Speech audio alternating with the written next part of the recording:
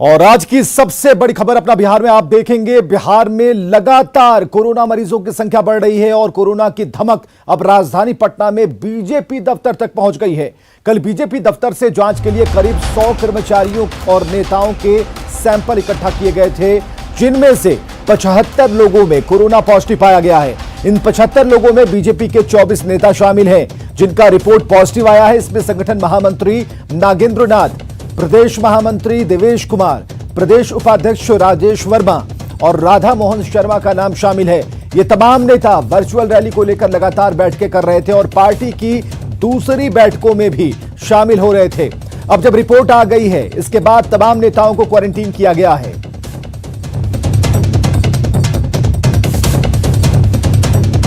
Bihar BJP में corona विस्फोट, एक साथ जो सैंपल्स लिए गए थे, तकरीबन बताया जा रहा है कि 100 सैंपल्स लिए गए थे कल, लेकिन आज जो रिपोर्ट आई है उसमें 75 लोगों के पॉजिटिव पाए जाने की खबर है, जिसमें खुद प्रदेश अध्यक्ष ने कहा है कि 24 नेतागण हैं और इसके अलावा जो कार्यालय में काम करने वाले लोग हैं विभिन्न सेलों में, उनमें भी कोरोना पॉजिटिव पाया गया है। ऐसे में खलबली तो मच गई है, लेकिन साथ ही एहतियात के तौर पर सभी नेताओं ने अपने आप को होम क्वारंटीन कर रखा है।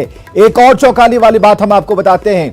चौंकाने वाली बात यह है कि किन्हीं में भी जिन 24 लोगों के नाम बीजेपी को पता है, बीजेपी प्रदेश स्तर के नेता जिनका नाम जानते हैं कि इनकी जांच की गई, इनका पॉजिटिव आया है, कोरोना पॉजिटिव है, उनमें कोई भी लक्षण कोरोना के नहीं पाए गए। न उन्हें बुखार था, न उन्हें खांसी थी, न कोई सांस लेने में तकलीफ थी।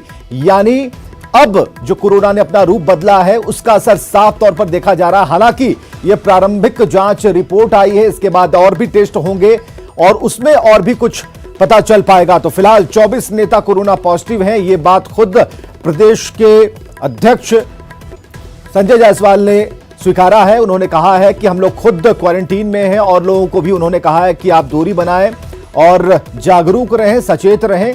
और कल जो सैंपल लेने के लिए टीम पहुंची थी आईसीएमआर की, वो तस्वीरें हम आपको दिखा रहे हैं, जो कि भारतीय जनता पार्टी के कार्यालय के ठीक बाहर उनकी गाड़ी लगी हुई थी। और जो लगातार जो बैठकें हो रही हैं लगातार, वो तस्वीर भी हम आपको दिखा रहे हैं। चलिए, खबर आ रही है कि बीजेपी दफ्तर को सील कर दिया गया है। यहां लोगों की आवाजाही पर रोक लगा दी गई है और इस बारे में पटना से और जानकारी दे रहे हैं हमारे सहयोगी ब्रिजम पांडे। बिहार बीजेपी से बड़ी खबर है। बिहार बीजेपी के 75 नेता एक साथ कोरोना पॉजिटिव हुए हैं। आपको बता दें कि ये लगातार बैठक कर रहे थे। हम अभी मौजूद हैं पटना के बिहार बीजेपी कार्यालय के पास और आप देखिए किस तरह से पूरे कार्यालय को सील किया गया है। कार्यालय में किसी की एंट्री नहीं की जा रही है। और आपको बता दें कि कल न्यूज़ 18 ने प्रमुखता से इस खबर को चलाया था कि किस तरह से जो जांच टीम है, आईसीएमआर की टीम है, वो यहाँ पहुँची थी और उन्होंने तकरीबन 100 लोगों का, 100 नेताओं का सैंपल लिया था। और उसके बाद आज जब रिपोर्ट आई है तो वो चौंकाने वाली है। इस रिपोर्ट में 75 नेता संक्रमित पाए गए हैं। आपको बता दें कि इसमें संगठन महामंत्री नागेंद्र नाथ, इसके अलावा महामंत्री देवेश कुमार, उपाध्यक्ष राधा मोहन शर्मा, इसके अलावा साथ ही आपको बता दें कि जिस तरह से दूसरे नेता हैं, राजेश वर्मा हैं, उपाध्यक्ष हैं, ये तमाम लोग संक्रमित पाए गए हैं। पिछले दिनों भूपेंद्र यादव जो बिहार के प्रभारी हैं, वो क्षेत्रीय बैठक कर रहे थे, फिजिकल क्षेत्रीय बैठक हो रही थी। उस बैठक में महादलित प्रकोष्ठ के एक नेता जो संयोजक हैं, वो वहां पहुंचे थे, सुनील राम, वो संक्रमित पाए गए थे। उनकी तबीयत लगातार कई दिनों से खराब थी, लेकिन वो बैठक में आए थे, लोगों से मिले थे और उसके बाद तमाम लोगों को ये शक जाहिर हुआ कि वो संक्रमित थे, क्योंकि अगले दिन ही वो एम्स में भर्ती हो गए थे। उसके बाद से तमाम लोगों की जांच की गई, तमाम नेताओं की जांच की गई, जिसमें 75 नेता संक्रमित पाए गए हैं, कोरोना पॉजिटिव पाए गए हैं। फिलहाल बीजेपी ऑफिस को सील कर दिया गया है। आगे की कार्रवाई यहाँ का नगर निगम और स्वास्थ्य विभाग भी करेगा। कांसन राजेश के साथ ब्रिजम पांडे, न्यूज़ 18 पटना। उधर बिहार में कोरोना के बढ़ते मामलों पर कांग्रेस ने राज्य सरकार पर निशाना साधा है, साथ ही विधानसभा चुनाव को टालने की मांग की है। तो इतनी बड़ी संख्या में पॉजिटिव जो सत्ता चलाने वाले लोग हैं वो पाए जा रहे हैं, तो क्या इसके बावजूद भी नीतीश कुमार जी और सुशील मोदी जी बिहार में चुनाव कराना चाहते हैं? क्या ये स्थिति चुनाव के लिए अनुकूल है? और ये तमाम लोग पॉजिटिव इसलिए पाए जा रहे हैं कि आपने अपने लोगों की जांच कराई। आपका जांच जो है वो रसूखदार लोगों तक ही सीमित है। तो कांग्रेस ही नहीं, कोरोना संक्रमण को देखते हुए आरजेडी ने भी विधानसभा चुनाव को टालने की मांग की। साथ ही राज्य में बढ़ते कोरोना के मामले को लेकर आरजेडी ने राज्य सरकार पर सवाल खड़े किए हैं। प्राथमिकता कोई चीज होती है देश के समक्ष। प्रधानमंत्री जी ने कहा ना, जान है तो जहान है। कौन से जहान को बचाने की चिंता कर रहे हैं? नीतीश जी या उनके सहयोगी जान पहले बचा लें। चुनाव के लिए जगह होगी, चुनाव लड़े जाएंगे, बहुत शिद्दत से लड़े जाएंगे, मजे से लड़े जाएंगे, लेकिन जिंदगी बचा लीजिए अभी। और चलिए, पीएमसीएच की बड़ी लापरवाही की बात भी सामने आ रही है। पीएमसीएच के मेडिकल वेस्ट को खुले में फेंके जाने की तस्वीरें अब सामने आ गई हैं। तस्वीरों को देखिए जरा आप कि किस तरह से इस्तेमाल किए गए पीपीई किट, ग्लव्स, मास्क को जहां तहां फेंका गया है। पीएमसीएच के पोस्टमार्टम हाउस के पास मेडिकल कचरे को फेंका गया है और इससे पीएमसीएच के डॉक्टर्स, स्टाफ, आम लोगों में भी संक्रमण का खतरा पैदा हो सकता है। लेकिन पीएमसीएच प्रबंधन इससे फिलहाल अनजान बना हुआ है। तो पटना के अस्पतालों में कोरोना जांच कराने वालों की सुबह से ही भीड़ जुटी है और तेजी से सैंपल कलेक्ट किए जा रहे हैं। जांच कराने पहुंच रहे लोग या तो किसी पॉजिटिव के संपर्क में आए हैं या फिर उनमें कोरोना का कोई लक्षण है। राजवंशी नगर में मरीजों की लंबी कतार लगी है और आरटीपीसीआर और ट्रूनेट और रैपिड एंटीजन किट से तेजी से टेस्टिंग का काम हो रहा है। उम्मीद ये जताई जा रही है कि इस जिले में 1500 सैंपल की जांच हो पाएगी। लोकनायक जयप्रकाश नारायण अस्पताल का जायजा लिया हमारे सहयोगी रजनीश कुमार ने। पटना जिले में तेजी से हो रहे कोरोना विस्फोट के बाद कल से 6 जगहों पर टेस्टिंग का काम शुरू हो गया है और सुबह से ही हर जगह भीड़ देखी जा रही है। राजवंशी नगर में देखिए कि काउंटर पर किस तरह से भीड़ है, यानी जिनको भी जानकारी मिल रही है कि यहाँ पर टेस्टिंग का काम चल रहा है वो सीधे यहाँ पहुँच रहे हैं। देखिए अलग अलग फ्लू कॉर्नर है, रजिस्ट्रेशन काउंटर अलग बनाए गए हैं, सैंपल लेने के लिए अलग व्यवस्था की गई है और सोशल डिस्टेंसिंग का मेंटेन करते हुए जो मरीज आ रहे हैं उनको देख सकते हैं कि उनसे सैंपल लिया जा रहा है, रजिस्ट्रेशन हो रहा है। देखिए गोल घेरा लगा हुआ है, यानी इस सर्किल में ही मरीज को रहना है। अनाउंस किया जा रहा है और आपको दिखा रहे हैं कि देखिए यहाँ पर लगातार स्क्रीनिंग का भी काम चल रहा है, यानी जो भी मरीज आ रहे हैं उनसे पहले स्क्रीनिंग के बाद पूछताछ की जा रही है, उसके बाद रजिस्ट्रेशन होता है। आसपास में सैनिटाइज किया जाता है, हर 2 मिनट पर यहाँ पर सैनिटाइज किया जा रहा है और सुरक्षा कर्मियों की भी तैनाती कर दी गई है। देखिए यहाँ पर बीएमपी के जवान जो है उनको तैनात किया गया है, यानी किसी तरह का हंगामा नहीं हो, कोई लापरवाही नहीं हो, इसको लेकर भी तमाम व्यवस्थाएं की गई है। पटना जिले के गार्डिनर अस्पताल में, राजेंद्र नगर हॉस्पिटल में और जो न्यू गार्डिनर है वहाँ पर तमाम जगहों पर इसी तरह से व्यवस्था देखी जा रही है। और जिन्हें भी शक है कि अगर लक्षण है सर्दी, बुखार, जुकाम, गले में खराश, वो सीधे यहाँ पहुँच रहे हैं। वायरल फीवर भी है तो वो सीधे यहाँ पहुँच रहे हैं। यानी जो मशीनें हैं, बता दें आपको कि ट्रूनेट मशीन है, आरटीपीसीआर है और रैपिड एंटीजन जो किट है जो नया अभी उपलब्ध कराया गया है। राजधानी पटना के 6 अस्पतालों में कल 1150 से ज़्यादा जांच की गई है और आज भी उम्मीद ये जताई गई है कि तकरीबन 1500 सैंपल की आज भी जांच होगी। तो निश्चित रूप से जिलाधिकारी और पटना प्रमंडलीय आयुक्त लगातार निर्देश दे रहे हैं बैठक करके कि जो जाँच की क्षमता है उसको बढ़ाई जाए और जो लोग हैं वो जागरूक होते जा रहे हैं। और देखिए जिस तरह से जो भी लोग कॉन्ट्रैक्ट ट्रेसिंग जिनका हो रहा है वो सीधे आकर सैंपल दे रहे हैं और निश्चित रूप से जो पटना में कोरोना की रफ्तार बढ़ रही है तो लोगों में एक भय भी है, डर भी है और यही वजह से अस्पतालों में भी भीड़ बढ़ रही है। कैमरामैन मनीष जुनेजा के साथ रजनीश कुमार, न्यूज़ 18 पटना। तो कोरोना संक्रमण से बचाव को लेकर गया जिला प्रशासन ने दुकानों को अल्टरनेट डे खोलने का आदेश जारी किया और उसके बावजूद शहर की कई सड़कों पर लंबा जाम लगा है, जिससे सोशल डिस्टेंसिंग की धज्जियां उड़ती नजर आती हैं। आदेश को लागू कराने के लिए मुख्य सड़कों पर विशेष पुलिस बल की तैनाती नहीं की गई और लोग बिना मास्क के घूम रहे हैं। गया शहर में हालात का जायजा लिया हमारे सहयोगी अरुण चौरसिया ने।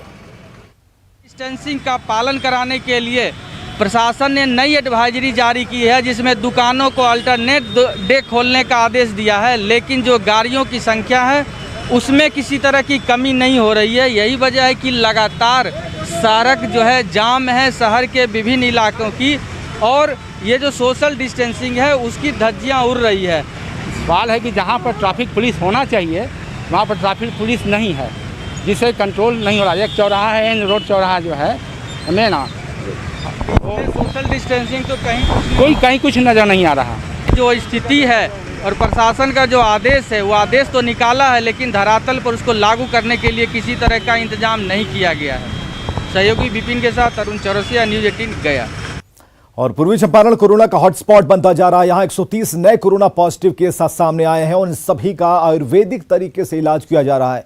जिले में देहाती इलाकों से ज्यादा शहरी इलाकों में लोग संक्रमित हो रहे हैं। अब तक जिले में 400 के करीब पॉजिटिव मरीज हैं। हालांकि इन खतरों के बीच एक अच्छी खबर यह है कि यहां आयुर्वेदिक पद्धति से इलाज काफी कारगर साबित हो रहा है। मोतिहारी के आइसोलेशन सेंटर में पॉजिटिव मरीजों का इलाज कर रहे एक डॉक्टर की माने तो पिछले 45 दिन से मुंबई से पहुंचे कोरोना पॉजिटिव युवक का इलाज एलोपैथिक तरीके से किया जा रहा था, लेकिन 8 बार जांच के बावजूद युवक की रिपोर्ट नेगेटिव नहीं आई। लेकिन 4 दिन ही आयुर्वेदिक पद्धति से इलाज के बाद युवक की रिपोर्ट पॉजिटिव आ गई। गाइडलाइन है जो काढ़ा बनाने का, उस काढ़ा का कंपोजिशन हम बता देते हैं। उसमें तुलसी, शोध और दालचीनी, उसके मरी, गोलमिरी, ये कंपोजिशन है उसका। और उसी के अनुपात में उसको हम बना करके दिए। गुड़ भी उसको प्रोवाइड कराए। उसके बाद आंवला जूस दिए उसको कि इम्पटी स्टमक लेने के लिए। उसके बाद फर्स्ट लाइन ट्रीटमेंट एक आता है जो आयुष मंत्रालय गाइडलाइन में दिया है, सनसमनी वटी। हमने उसको सनसमनी वटी दिया और यही उसका चल रहा था दवा। मोतिहारी आइसोलेशन में हम 45 दिन से थे तो हमको ठीक नहीं हो रहा था। तो डॉक्टर साहब विकास कुमार नाम है उनका, तो हम उसका बहुत धन्यवाद करते हैं कि उन्होंने आयुर्वेदिक दवा दिया तो हम जाकर ठीक हुए। तो हम ठीक है, हम घर पे चले आए। उसका बहुत बहुत शुक्रिया, धन्यवाद। कोरोना पर हर अपडेट आपको देते रहेंगे और इस बीच एक बड़ी खबर है सुशांत सिंह राजपूत की मौत मामले से जुड़ी हुई। सुशांत सिंह राजपूत आत्महत्या मामला, सुशांत के कुक से करीब 6 घंटे तक पूछताछ की गई है। सुशांत के कुक से दूसरी बार यह पूछताछ हुई है। सुशांत की बहन से आज पूछताछ हो सकती है और आज से 1 महीने पहले सुशांत ने खुदकुशी की थी। तो ये जांच का जो दायरा है लगातार बढ़ता जा रहा है, पूछताछ लगातार चल रही है। और आज जो बड़ी खबर आ रही है इस पूरे मामले में वो ये कि सुशांत के लिए जो खाना बनाते थे, जो उनके कुक थे, उनसे ये दोबारा पूछताछ हो रही है और 6 घंटे तक पूछताछ हुई है। इसके साथ सुशांत की जो बहन है उनसे भी पूछताछ हुई है। तो ये पूछताछ हो सकती है। तो ये अभी 2 अपडेट हम आपको बता रहे हैं जिसमें सुशांत सिंह राजपूत के कुक से 6 घंटे तक दोबारा पूछताछ हुई है।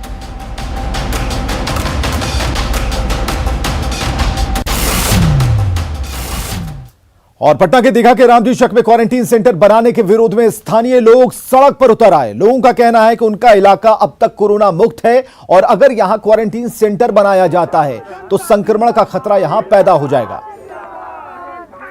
बहुत बधाई देता हूं क्योंकि यहां पर जो जिला प्रशासन के माध्यम से ये बनाने की बात है वो सर्वथा गलत है, क्योंकि उनका चयन गलत हुआ है।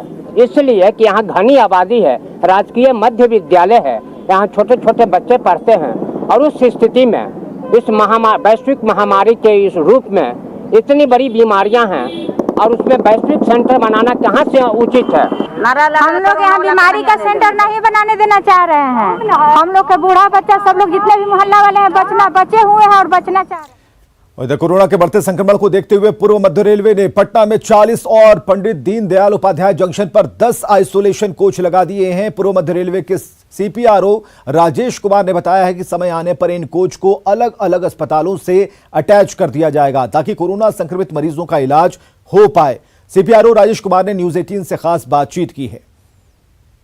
कोरोना के बढ़ते संक्रमण की आशंका पहले से ही भारतीय रेल मंत्रालय को थी और यही वजह रही कि जो रेलवे है उन्होंने आइसोलेशन कोचेस जो हैं वो बना करके तैयार रखा था। अब उसकी आवश्यकता आ सकती है क्योंकि बड़ी संख्या में जो है कोरोना संक्रमित मरीजों की संख्या जो है वो बढ़ रही है। हमारे साथ मौजूद हैं सीपीआरओ राजेश कुमार। हम बात करते हैं इनसे। राजेश जी, ये बताइएगा कि आप लोगों ने पहले ही आशंका जताई थी कि कोरोना का संक्रमण बढ़ेगा और उसको लेकर के तैयारी आपने करी। पूर्व मध्य रेलवे ने 10 अप्रैल को ही 269 कोचेज तैयार कर लिए थे और एक कोच में 16 जो मरीज़ हैं उनके रहने की व्यवस्था है। अभी तक जो हम लोगों ने डिप्लॉय किया है वो पटना जंक्शन पे 40 कोचेज डिप्लॉय किया है और पंडित दीनदयाल उपाध्याय जंक्शन पे 10 कोचेज डिप्लॉय किया है। इसमें वैसे मरीजों को पहले रखा जाएगा जिनमें कि कोरोना के लक्षण हैं और उनका कोविड जांच चल रहा है और रिपोर्ट नहीं आई है। कि जितने भी आइसोलेशन कोचेज़ हैं वो किसी न किसी अस्पताल के एक्सटेंशन के रूप में रहेंगे और उस अस्पताल के जो डॉक्टर्स हैं, पैरामेडिक स्टाफ हैं, उनके देखरेख और संरक्षण में यहाँ पे मरीजों को रखा जाएगा। पटना जंक्शन पे 6 नंबर और 7 नंबर प्लेटफॉर्म पे ये कोचेज तैनात किए गए हैं।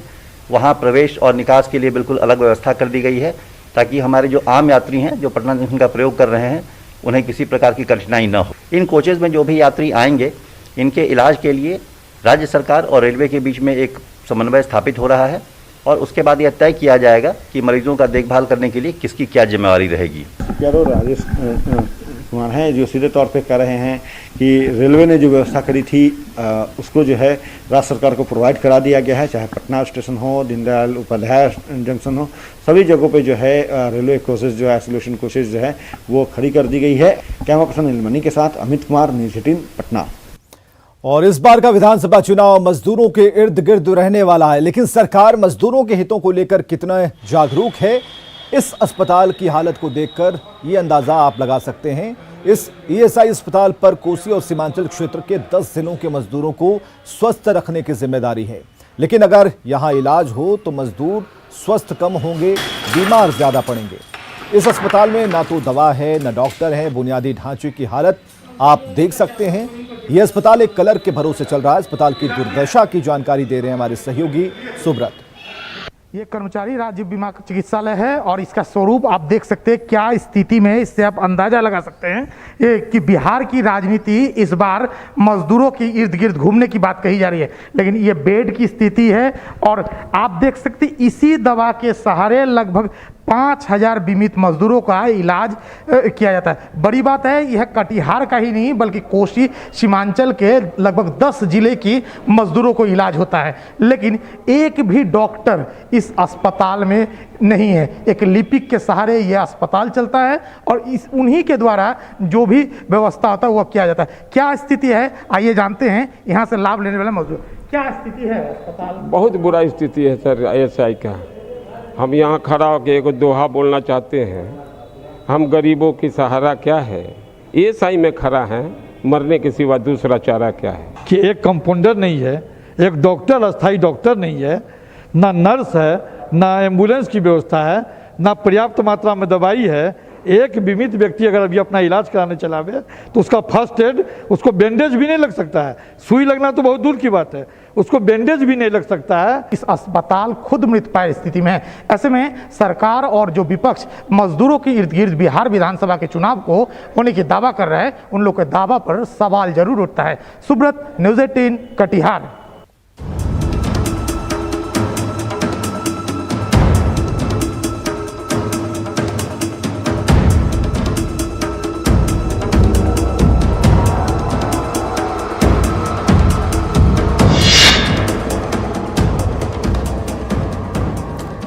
इधर सुपौल में कोसी का जलस्तर पिछले 2 दिन से स्थिर बना हुआ है। नेपाल से छोड़ा गया पानी कोसी तटबंध के भीतर बसे लोगों की मुसीबतें बढ़ा रहा है। मरौना प्रखंड के खुखनाहा, किशनपुर प्रखंड के नवाबाखर और सुपौल प्रखंड के मुसहरनिया गांव जैसे दर्जनों गांवों में लोगों का जीना मुहाल है।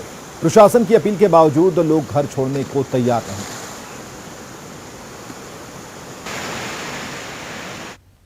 खतरे से ऊपर पानी आने वाला है, सबको बाहर निकलने के लिए बोल दिया गया, लेकिन हम लोग कैसे निकलेंगे? हम लोग के पास कोई साधन नहीं है। साधन जिसको नाव है, नाव वाला तो वैसे इतना पैसा मांगता है कि हम लोग के पास उतना पैसा नहीं है से उतना दे पाएंगे। घोषणा तो हर साल होता है लेकिन मिलता कहाँ है? देखिए कहाँ कहीं कहीं कुछ का व्यवस्था तो है नहीं। हर साल जो है सो घोषणा कर देता है कि सबको खाना मिलेगा, लेकिन कहीं कुछ व्यवस्था नहीं रहता है। और इधर सहरसा में कोसी तटबंध के भीतर बसे लोगों के लिए राहत की खबर है। फिलहाल पानी स्थिर बना हुआ है। लोग अपने सामान और पशुधन को लेकर ऊंची सुरक्षित जगहों पर जा रहे हैं और कई लोग जुगाड़ की नाव के सहारे एक जगह से दूसरी जगह पर जा रहे हैं। फसलें बर्बाद हो चुकी हैं, पशुओं का चारा खत्म हो चुका है, लेकिन प्रशासन अब भी इनकी मदद के लिए आगे नहीं आ रहा। घट नहीं रहल छे, जहिना छे पानि ओहिना 5 दिन से छे। फसल तो पूरी तरह नुकसान भए गेलै है। लोग नाव के अभाव में जे छे ने लाद के प्रयोग हमरा आर के करै छियै। मवेशी के जे में खिबै छे वएह लाद से आवागमन एहि पार ओहि पार लोग टेप रहल छे। और अगली खबर दरभंगा से, जहां के सकतपुर प्रखंड के राजा, खरवार और बैया के बीच कमला नदी के तटबंध में पानी का दबाव कम करने के लिए विभाग कन्वर्ट होम पाइप का निर्माण करा रहा था, लेकिन नवनिर्मित कलवर्ट पानी के दबाव को सह नहीं पाया। उसका एक हिस्सा पानी की तेज धार में बह गया, जिसके बाद बांध पर पानी का दबाव बढ़ने लगा है। साथ ही बांध की दूसरी तरफ पानी का रिसाव शुरू हो गया है। अगर बांध टूट जाता है तो सुतहरिया पुल को जोड़ने वाला अप्रोच जो पथ है वो भी बह जाएगा, जिससे राजा खरबार पंचायत का संपर्क मुख्यालय से टूट जाएगा। फिलहाल विभाग की तरफ से फ्लड फाइटिंग टीम की तरफ से मरम्मती का कार्य जारी है। हम सब परेशानी का डर से जे छै से त्राहिमाम कए रहल छी जे फेर नहि टूटि जाए। ओहि चक्कर में हम सब निरीक्षण कऽ रहल छी ताकि कतौ लीक पॉइंट हेतै तै पर हम सब एकत्रित भऽ कऽ ओकरा बांधि कऽ आ सुरक्षित करब। इधर भागलपुर में गंगा और कोसी के जलस्तर में लगातार इजाफा हो रहा है। हालांकि जलस्तर अभी भी खतरे के निशान से नीचे है, लेकिन बढ़ते जलस्तर के कारण तटीय और दियारा क्षेत्र के लोग सुरक्षित जगहों की तरफ जाने लगे हैं। शंकरपुर, चवन्नी या दियारा से लोग नाव के सहारे आदमपुर घाट पहुंचते हैं। दिन के 11 बजे आदमपुर घाट से गंगा के बढ़ते जलस्तर का जायजा लिया हमारे सहयोगी आशीष रंजन ने। कोसी में लगातार बढ़ोतरी देखी जा रही है और अभी हम खड़े हैं भागलपुर के आदमपुर घाट पर, जहां पर जो है निचले इलाके में भी जो है पानी बढ़ने के बाद जो है लोगों को परेशानी शुरू हो गई है और लोग जो है अब नाव के सहारे जो है ऊंचे स्थानों पर जाकर शरण लेने को मजबूर हैं। लगातार बढ़ोतरी के बाद जो है निचले इलाके में पानी भर गया है, जिसके कारण से लोग जो है अब अपना घर द्वार छोड़कर ऊंचे जगहों पर रहने के लिए निकले हुए हैं। नाव, प्राइवेट नाव यहाँ पर चल रही है, उस पर सवार होकर लोग जो है ऊंचे स्थान पर जा रहे हैं। अभी लेकिन जो यहाँ की स्थिति है वो गंगा का जलस्तर जो है खतरे के निशान से नीचे बह रहा है, लेकिन फिर भी जो है अलार्मिंग स्थिति पर गंगा आ चुकी है। लोग अभी से आशंका लगा रहे हैं कि बाढ़ की स्थिति भयावह होगी। आशीष रंजन, न्यूज़ 18 भागलपुर। और चलिए एक छोटे संतराल के बाद देखिए जोहार झारखंड।